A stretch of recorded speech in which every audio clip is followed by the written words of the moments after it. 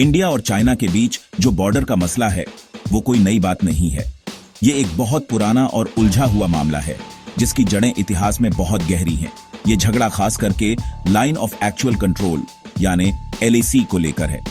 ये कोई official international border नहीं है, बल्कि ये एक ऐसी लाइन है जो इंडिया के कंट्रोल वाले इलाके को चाइना के कंट्रोल वाले इलाके से अलग करती है। कई सालों से दोनों देशों की इस बात पर अलग अलग राय रही है कि ये लाइन असल में कहां से गुजरती है। हिमालय के हजारों किलोमीटर के ऊबड़ खाबड़ ऊंचे इलाकों को लेकर इस बात पर जो डिसएग्रीमेंट है, उसकी वजह से सालों से कई बार झड़पें और आमना सामना हुआ है। एक साफ साफ बॉर्डर न होने की वजह से हमेशा तनाव बना रहता है, जहां एक छोटी सी पेट्रोल भी देखते ही देखते एक बड़े झगड़े में बदल सकती है। हाल के सालों में सबसे बड़ी झड़प 2020 में गलवान घाटी में हुई थी, जो लद्दाख में है।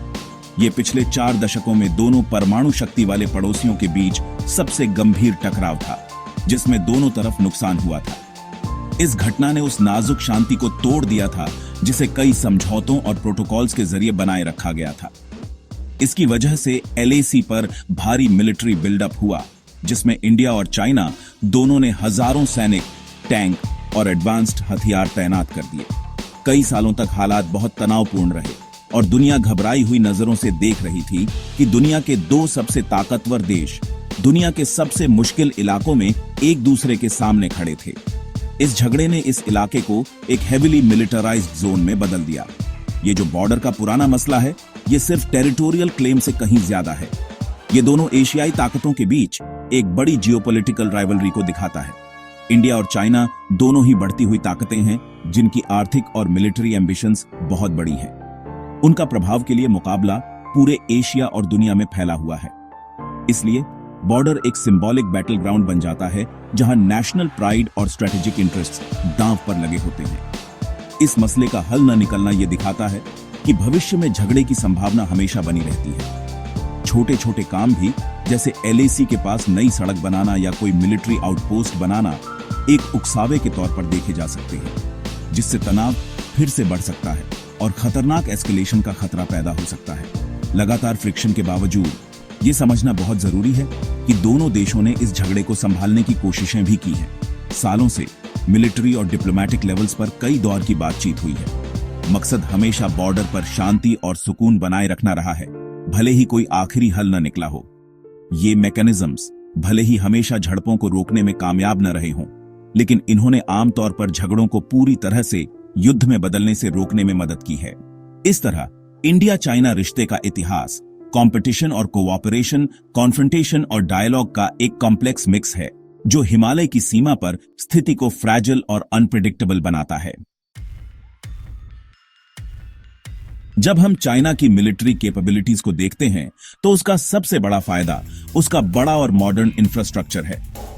पिछले 20 सालों में चाइना ने तिब्बत के पठार पर LAC तक हाई क्वालिटी सड़कों, रेलवे लाइनों, पुलों और हवाई अड्डों का एक नेटवर्क बनाने में बहुत पैसा लगाया है।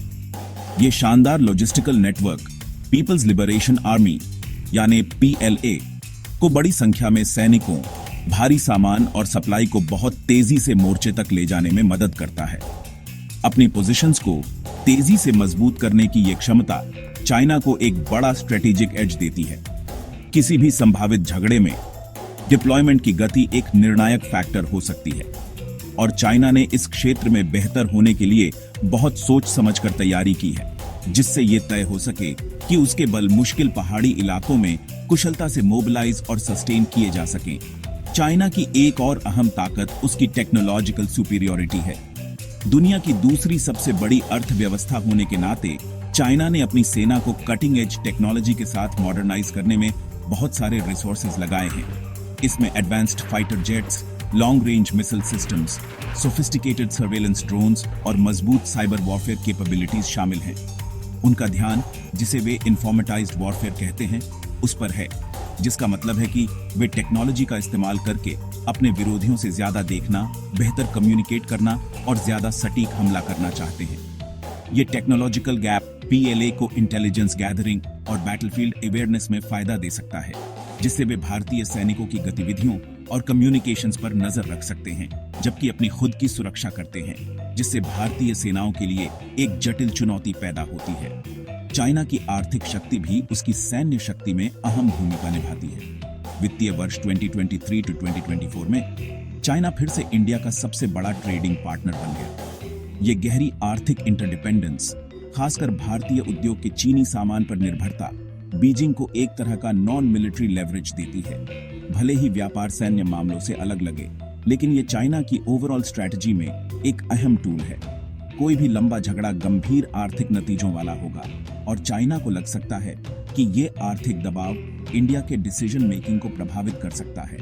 एक बड़े डिफेंस बजट, एक शक्तिशाली मैन्युफैक्चरिंग बेस और अहम व्यापारिक प्रभाव का ये कॉम्बिनेशन चाइना को कई मोर्चों पर एक फॉर्मिडेबल एडवर्सरी बनाता है, सिर्फ सैन्य मोर्चे पर ही नहीं। आखिर में चाइना की सेना बड़े पैमाने पर इंटीग्रेटेड ऑपरेशंस के लिए बनी है। पीएलए ने एक ज्यादा यूनिफाइड कमांड स्ट्रक्चर बनाने के लिए बड़े सुधार किए हैं, जिसे अपनी सेना, वायुसेना और रॉकेट फोर्स के बीच एक्शंस को सीमलेसली कोऑर्डिनेट करने के लिए बनाया गया है। इस इंटीग्रेटेड अप्रोच का मकसद उनकी टेक्नोलॉजिकल और न्यूमेरिकल एडवांटेजेस के असर को ज्यादा से ज्यादा करना है। वे बड़े पैमाने पर जॉइंट एक्सरसाइजेस करते हैं जो जटिल कम्बैट सिनेरियोज का सिमुलेट करते हैं, जिससे उनकी सेनाओं को एक कोहेसिव और शक्तिशाली मशीन के तौर पर लड़ने के लिए तैयार किया जाता है। ये ऑर्गेनाइजेशनल स्ट्रेंथ उनके इंफ्रास्ट्रक्चर और टेक्नोलॉजी के साथ मिलकर एक शक्तिशाली और मल्टीफेसेटेड चुनौती पेश करती है। उन्होंने एक ऐसी सैन्य मशीन बनाई है जिसे विरोधी को सिर्फ पैमाने, गति और टेक्नोलॉजिकल सोफिस्टिकेशन के जरिए हराने के लिए डिजाइन किया गया है। जहां चाइना के अपने फायदे हैं, वहीं इंडिया किसी भी तरह से कमजोर विरोधी नहीं है। भारतीय सेना की सबसे बड़ी ताकत हाई एल्टीट्यूड वॉरफेयर में उसका बेजोड़ अनुभव है। दशकों से भारतीय सैनिक दुनिया के कुछ सबसे ऊंचे और सबसे चुनौतीपूर्ण पहाड़ी इलाकों में तैनात रहे हैं और लड़े हैं, सियाचिन से लेकर कारगिल तक। ये सिर्फ ट्रेनिंग नहीं है, ये जिया हुआ प्रैक्टिकल एक्सपीरियंस है। भारतीय सैनिक हिमालय की पतली हवा, कड़ाके की ठंड और खतरनाक इलाकों के लिए ज्यादा एक्लिमेटाइज्ड हैं। पहाड़ी युद्ध में ये विशेषज्ञता एक बहुत बड़ा टैक्टिकल एडवांटेज है। 15,000 फीट या उससे ज्यादा की ऊंचाई पर प्रभावी ढंग से कैसे जीवित रहना, चलना और लड़ना है, ये एक ऐसा कौशल है जिसे उन सेनाओं द्वारा आसानी से दोहराया नहीं जा सकता जो ऐसी परिस्थितियों से कम परिचित है। चाइना के इंफ्रास्ट्रक्चर डेवलपमेंट के जवाब में इंडिया भी इस अंतर को पाटने के लिए तेजी से काम कर रहा है। हाल के सालों में अपनी तरफ की सीमा पर all weather roads, strategic tunnels, पुल और फॉरवर्ड एयर स्ट्रिप्स बनाने पर बहुत जोर दिया गया है। अटल टनल और अरुणाचल प्रदेश और लद्दाख में नई सड़कों के विकास जैसे प्रोजेक्ट गेम चेंजर्स हैं। ये बढ़ा हुआ इंफ्रास्ट्रक्चर धीरे धीरे भारतीय सेना की सैनिकों और सप्लाई को सीमावर्ती इलाकों में तेजी से ले जाने की क्षमता में सुधार कर रहा है।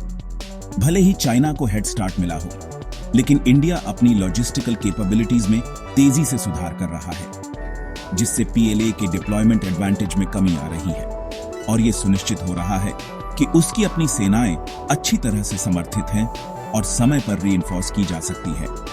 भारतीय सशस्त्र बलों का मोराल और फाइटिंग स्पिरिट व्यापक रूप से असाधारण रूप से उच्च माना जाता है। ये सिर्फ नेशनल प्राइड की बात नहीं है, ये कई संघर्षों में गढ़ा गया एक प्रोफेशनल इथोस है।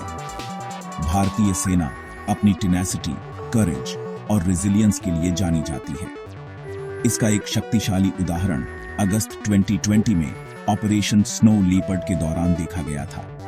एक आश्चर्यजनक टैक्टिकल मूव में भारतीय सेनाओं ने पैंगोंग त्सो झील के दक्षिणी किनारे पर कैलाश रेंज के साथ महत्वपूर्ण स्ट्रेटेजिक हाइट्स पर कब्जा कर लिया।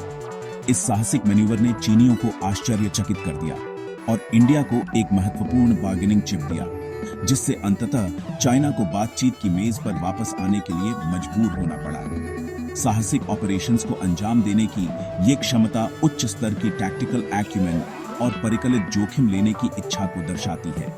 इसके अलावा इंडिया अन्य प्रमुख विश्व शक्तियों के साथ अपनी स्ट्रेटेजिक पार्टनरशिप्स को मजबूत कर रहा है। क्वाड जैसे प्लेटफॉर्म्स के माध्यम से संयुक्त राज्य अमेरिका, जापान और ऑस्ट्रेलिया जैसे देशों के साथ बढ़ती सुरक्षा सहयोग से इंडिया को अधिक डिप्लोमेटिक और संभावित रूप से सैन्य सहायता मिलती है।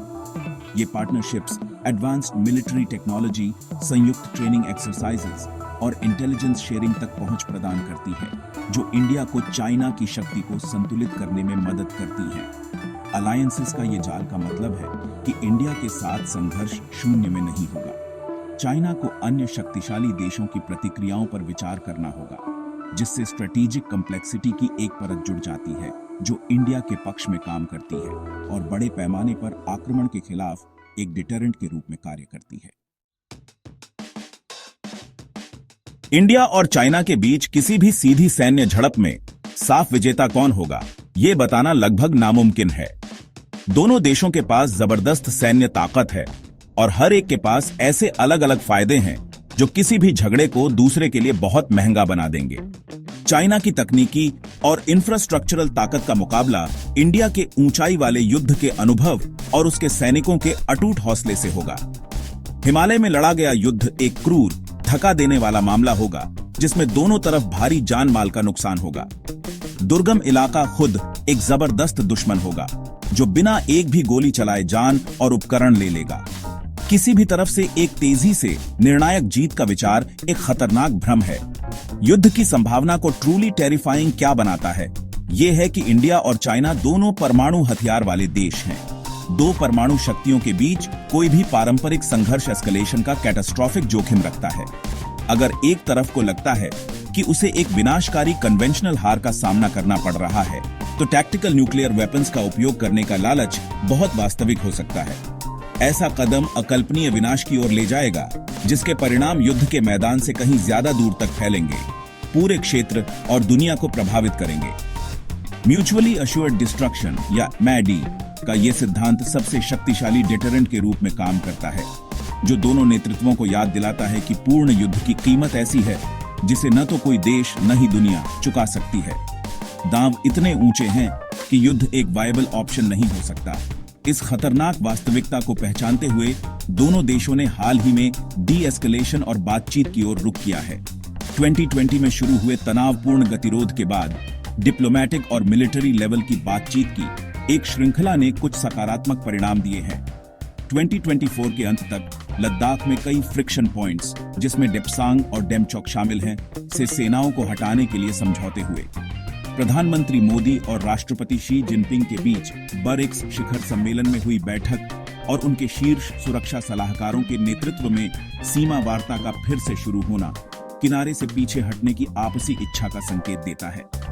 ये विकास दिखाते हैं कि गहरे अविश्वास के बावजूद दोनों पक्ष समझते हैं कि संचार ही उनके मतभेदों को संभालने का एकमात्र तरीका है। आखिरकार शांति और बातचीत ही आगे बढ़ने का एकमात्र समझदार रास्ता है।